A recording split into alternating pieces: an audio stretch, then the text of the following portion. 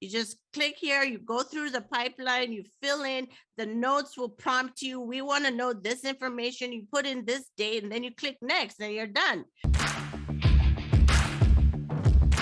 Welcome to Monday Mornings with Michelle, the new business podcast. Whether you're kicking off your day or kickstarting your business, Michelle is going to kick your ass into next week with the essential fours: strategy, systems, support, and state of mind. Now, welcome to center stage, Michelle Nedelec.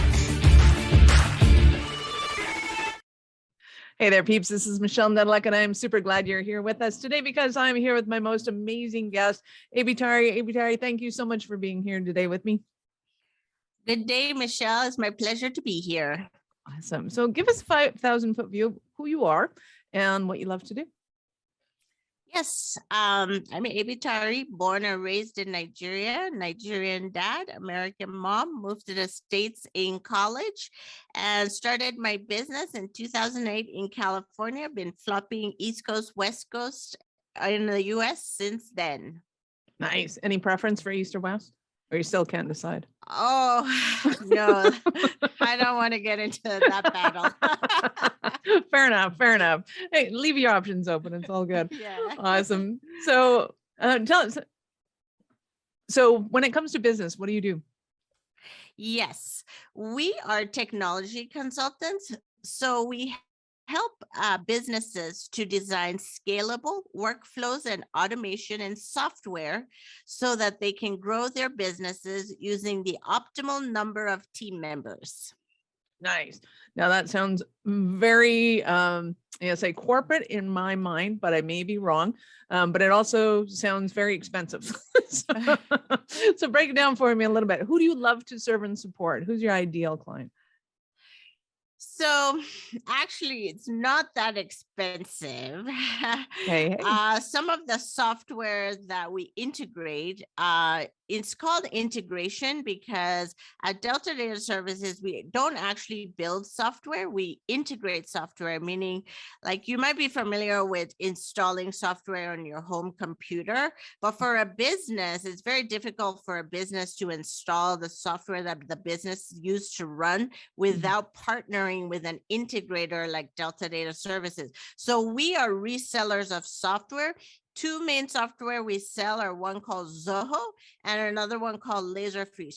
Zoho is a large software provider. They have thousands of employees and they are sold all over the world. Zoho is built, it's an enterprise solution for businesses, meaning it covers multiple aspects of what a business can use. In fact, they have 40 plus apps that they offer, but it's targeted to small and medium-sized business, and it is priced really nice. So it doesn't have to be expensive. And so are we, the integrators, to match. And then Laserfish is also an enterprise solution. Why we love to partner with them is they are founded by women business, but they're here in Long Beach, California, founded here in Long Beach. We're located in Long Beach, so it's a homegrown thing. In fact, we're in the same zip code. If that makes sense to people, it just means we're like in the same neighborhood. Like I could almost throw a stone to their headquarters from my office building. Don't be throwing stones at glass buildings. It's not a good idea. You might go over and visit them and have coffee. Right. But what I mean to say is just that, we love to develop our local community, and by partnering with Laserfish, we're able to do that. So it's great. Nice. And so what does Laserfish do? So Laserfish is a digital content management solution. I often think the name came out of the microfiche era when we first started digitizing content for libraries and getting it into anybody old enough to remember what a microfiche is? Yeah, I know. So it's digital content, PDF, searchable documents, templates. It's getting all an organization's content into a digital format, including forms to keep your content digital and workflows to make sure that when the data comes in, it triggers actions and things like that. So that's what Laserfish is all about. Excellent. And so what is Delta's role in those two? So what we do is we normally come into an organization and find out what they're doing now. A lot of times organizations are using disparate tools. And one thing that Zoho can do for a lot of organizations is bring them into one ecosystem. So instead of using multiple different tools that don't talk to each other very well, because Zoho offers 40 plus different tools, they can sort of move into a Zoho ecosystem and start using apps or tools, all with mobile versions that talk more nicely to each other, synchronized per se, and you can have your whole organization. At Delta Data Services, we run our whole organization on Zoho One, and we love to sell and integrate Zoho One for our clients. So it's just a great ecosystem for small and medium-sized businesses to grow on. Okay, so let's back up the bus a bit. Let's talk about Zoho and the 40 packages. So is it kind of like Salesforce where you have modules, and as you need those modules, you add them into the program? Or is that more like an API that connects to it, like an Infusionsoft? Yes, so Zoho One is a little bit different than all those because they're actually full-on applications. Let me give you a little bit of history. So I started integrating Zoho in 2009. This is when I also started my company, Delta Data Services, and Zoho was initially known for its CRM, and actually they started the company doing more like office products, like online word processing tools and spreadsheet tools, and then they moved into CRM. And then since 2009, I think what started to happen was they started needing more tools at Zoho. So as they would need a tool, since they had all the developers there, they just build it, like the entire tool. And so as they build it, they just roll it out and add a subscription to it, and people could buy it and use it as well. So around 2017, 2018, let me add one more thing. So we at Delta Data Services just started using all the new tools that would roll out too.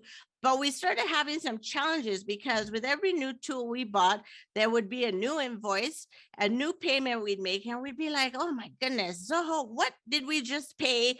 When does it renew? And I'm confused about all my invoices. Like, I don't know what goes with what. And then by 2017, they rolled out a new subscription plan called Zoho One. And I was just over the moon. And I signed up immediately because it solved all that drama that I was having, because now I paid for one subscription. I got all my apps in that, and I got one invoice. So I didn't have to worry about which was renewing when. I had one renewal cycle. I got all the apps. I could add which ones I wanted. I could assign which users to which app. Human resources use the human resources app. Financial got the financial, sales got etc. And they had their permissions as so. And I just had one invoice, one tech support, one payment, and it just simplified everything. So that's kind of the history of Zoho One, and it just opened new doors with that Zoho One rollout about 2017-18 timeframe. Awesome. So who do you love to serve and support? Who would you say is your ideal client? Well, our ideal client are really people with a lot of users, because in a subscription base, I mean, it might sound kind of greedy of us, but the more users, the more subscriptions. And we do make money on consulting, but as partner resellers, we do make commission also on the number of subscriptions that we sell. And in some way, a consulting integration for 20 users may not, the amount of work may not be that much different than working with a 100-user team, because at the 100-user team, they're going to have an IT department. So you're interfacing with an IT team. So the level of effort might be similar, but yeah, with a 100 team, your commission for the subscription is that much bigger. So definitely we would love to work with larger larger companies with lots more users, but we don't, we are open to customers of all sizes because Zoho was built for customers of all sizes. Cool. Okay. So for those who don't know what Zoho does, what does Zoho do?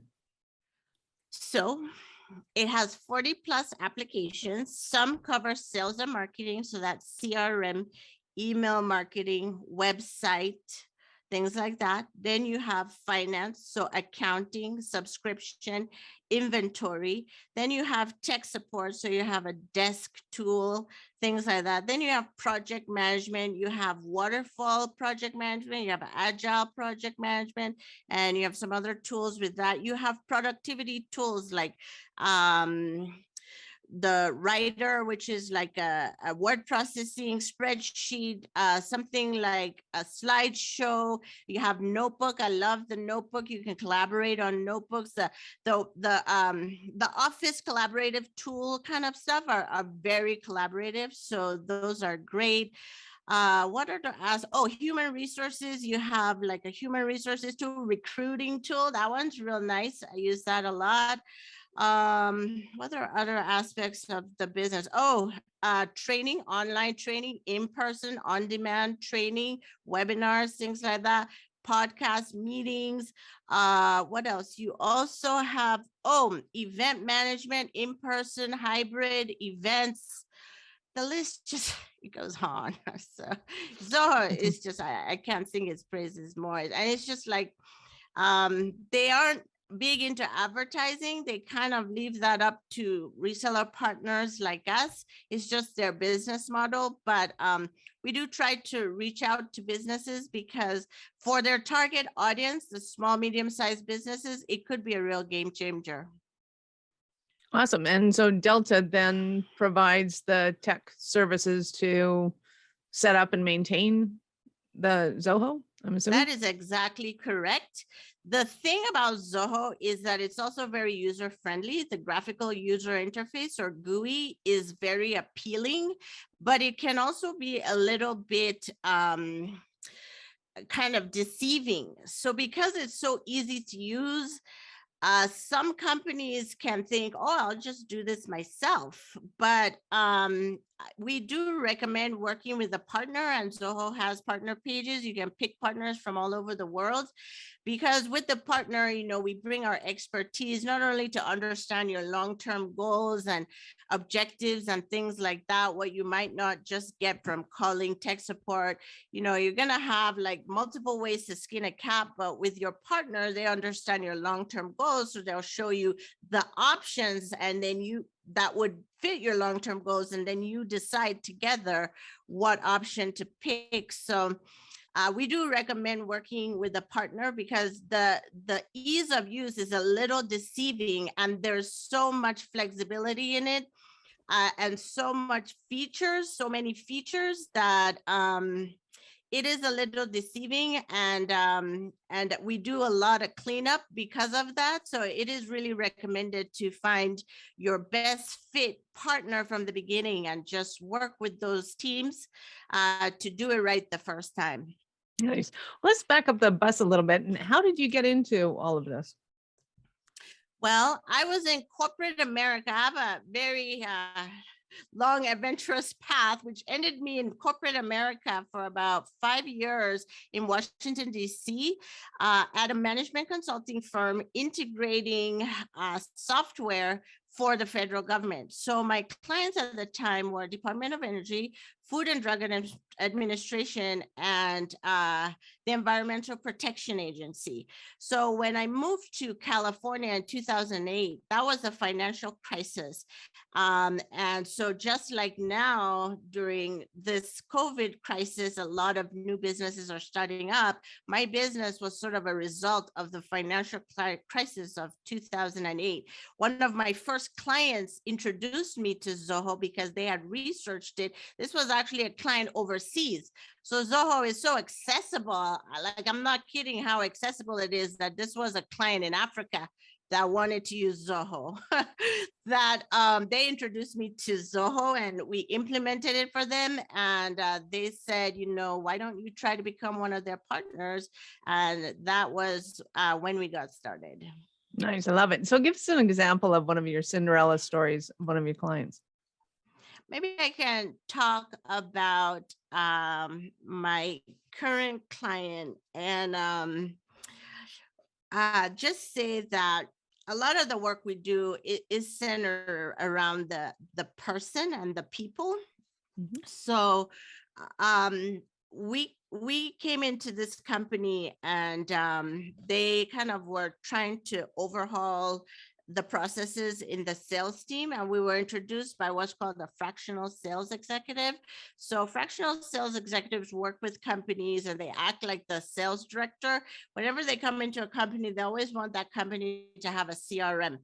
And if the company doesn't have one, they suggest some options. And if they do, but they're dissatisfied, then they suggest some options too. So this company has Zoho, but things weren't going well. So they said, hey, you're an almost all women team. You're here in Southern Cal. And why don't you try this integrator? They're an almost all women team here in Southern California. So maybe it'll work out better this time. And they gave us a chance.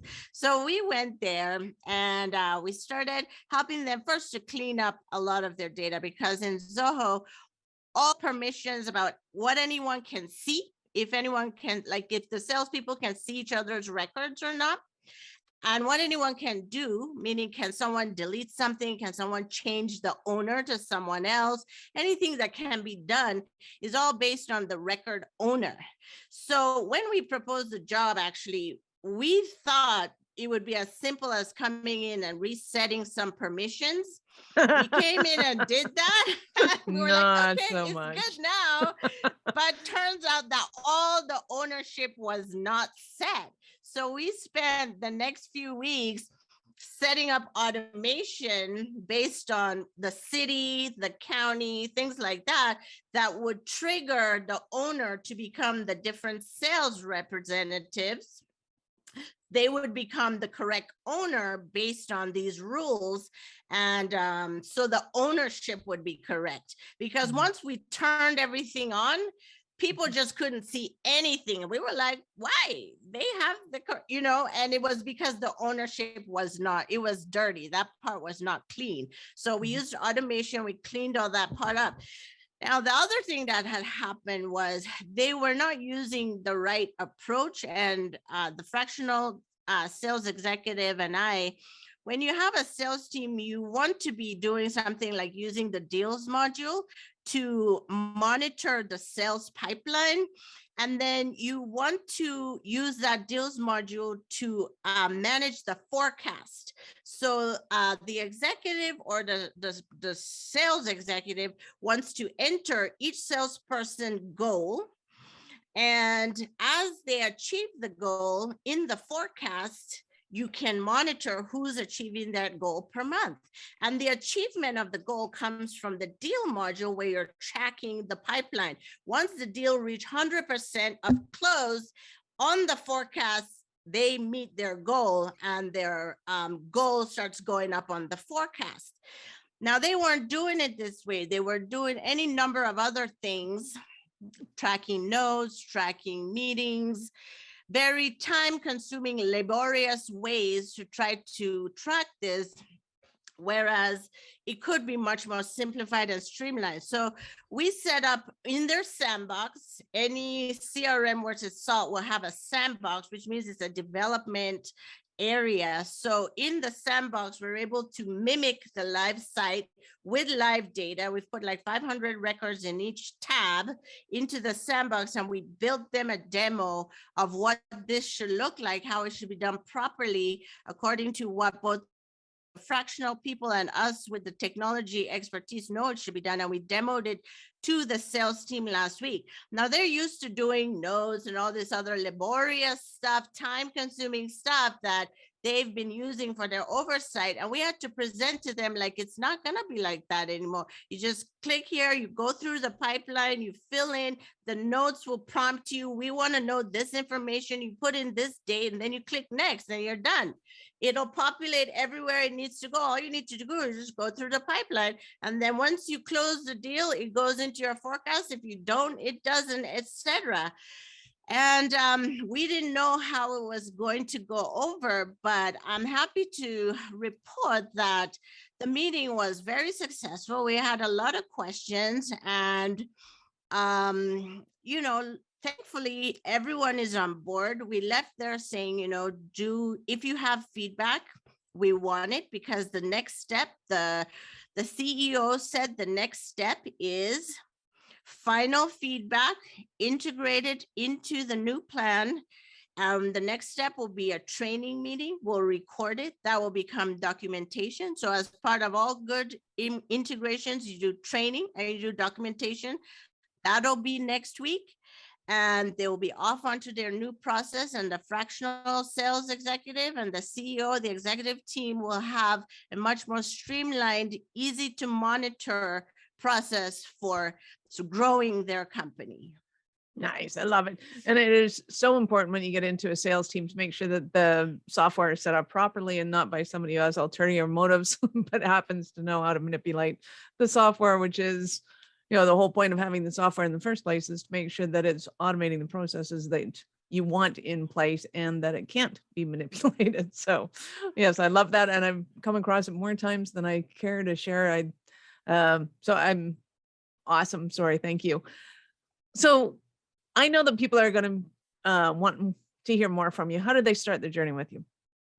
Yes, the best way to reach us, and we'd love to hear from you, is on our website. Our website is located at www.D as in Delta, D as in Data, S as in Services, -LLC.com. BDS-LLC.com. That's awesome. Excellent. So peeps, go and check it out, especially if you already have Zoho. You want to use it properly, because so much software that you have this robustness that you're not using, it just doesn't make sense not to have a professional that knows what they're doing so that you can maximize that, of course. So I love it. Thank you, Ebitari, for your time. I have to ask you though, and I'm going to ask you this. At what point in life did you know that you're special, kind of crazy enough to think that you could become an entrepreneur? Thank you for that question. When I told my 11-year-old son you would ask this question, he said, "Are you going to answer that it was after you got fired 3 different times and that the last time involved you flatulating?" I said emphatically, no. Instead, I want to present 3 other reasons I identified when I was unemployed in corporate America. 1, with my demographic, I could already see the glass ceiling as a senior business analyst. I knew I had to be an entrepreneur to make the sky the limit. 2, I liked that corporate America partnered with nonprofits, but I wanted to choose and give my team the chance to choose which nonprofits they supported and how. 3, I wanted to make my team building more wholesome. I saw new recruits from liberal arts colleges learning to network around alcohol, and I was learning to have fun and network dry. I wanted a new way of networking that didn't rely on alcohol at all. That's my answer. Nice. I love it. Awesome. And thank your son for his humorous input. We appreciate that one. Didn't go That's unnoticed. an 11-year-old boy for you. Right? That's awesome. Ebitari, you have been absolutely fabulous. Thank you so much for your time. I appreciate it. I know how valuable it is. Oh, you're so welcome. Any last words for our peeps? Nothing. I just also want to thank you for your time, your amazing talents, and this wonderful podcast. Thank you so much for having me. Awesome. Peeps, this is Michelle Nedelec. Thank you for being here with us today. Be sure to subscribe to the show. And if you're looking to scale or automate your business, reach out to me at michelle@awarenessstrategies.com or connect with me on LinkedIn or Facebook. We'd love to hear from you. Thank you for listening to our show. I'm all about being a resource center for entrepreneurs to give them the information and the support that they need to make it in business. As such, the notes for this show can be found at our website at awarenessstrategies.com/blog. Be sure to subscribe, give us a rating. I like 5 stars personally, and share with your friends.